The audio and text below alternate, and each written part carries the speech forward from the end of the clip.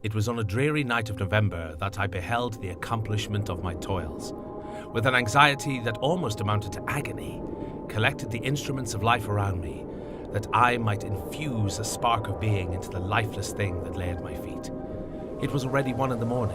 The rain pattered dismally against the panes, and my candle was nearly burnt out when, by the glimmer of the half-extinguished light, I saw the dull yellow eye of the creature open. It breathed hard, and a convulsive motion agitated its limbs. How can I describe my emotions at this catastrophe? Or how delineate the wretch whom with such infinite pains and care I had endeavoured to form? His limbs were in proportion, and I had selected his features as beautiful. Beautiful, great God! His yellow skin scarcely covered the work of the muscles and arteries beneath. His hair was of a lustrous black and flowing, his teeth of a pearly whiteness. But these luxuriances only formed a more horrid contrast with his watery eyes that seemed almost of the same colour as the dun white sockets in which they were set, his shriveled complexion and straight black lips. The different accents of life are not so changeable as the feelings of human nature. I had worked hard for nearly 2 years for the sole purpose of infusing life into an inanimate body. For this, I had deprived myself of rest and health. I had desired it with an ardour that far exceeded moderation. But now that I had finished, the beauty of the dream vanished, and the breathless horror and disgust filled my heart. Unable to endure the aspect of the being I had created, I rushed out of the room, continued a long time traversing my bedchamber, unable to compose my mind to sleep. At length, lassitude succeeded the tumult I had before endured, and I threw myself upon the bed in my clothes, endeavouring to seek a few moments of forgetfulness, but it was in vain. I slept, indeed, but I was disturbed by the wildest dreams. I thought I saw Elizabeth, in the bloom of health, walking in the streets of Ingolstadt. Delighted and surprised, I embraced her, but as I imprinted the first kiss on her lips, they became livid with the hue of death. Her features appeared to change, and I thought that I held the corpse of my dead mother in my arms. A shroud enveloped her form, and I saw the grave worms crawling in the folds of the flannel. I started from my sleep with horror.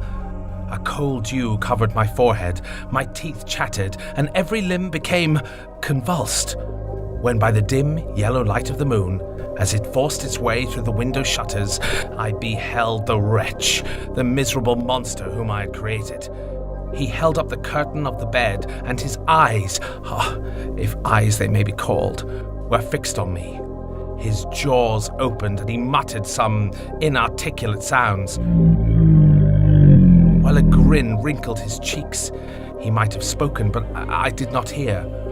One hand was stretched out, seemingly to detain me, but I escaped and rushed down the stairs. I took refuge in the courtyard belonging to the house which I inhabited, where I remained during the rest of the night, walking up and down in the greatest agitation, listening attentively, catching and fearing each sound as if it were to announce the approach of the demoniacal corpse to which I had so miserably given life. Oh, no mortal could support the horror of that countenance. A mummy, again endued with animation, could not be so hideous as that wretch. I had gazed on him a while unfinished. He was ugly then, but when those muscles and joints were rendered capable of motion, it became a thing such as even Dante could not have conceived. I passed the night wretchedly. Sometimes my pulse beat so quickly and hardly that I felt the palpitation of every artery. At others, I sank to the ground through languor and extreme weakness. Mingled with this horror, I felt the bitterness and disappointment. Dreams that had been my food and pleasant rest for so long a space were now become a hell to me. And the change was so rapid, the overthrow so complete.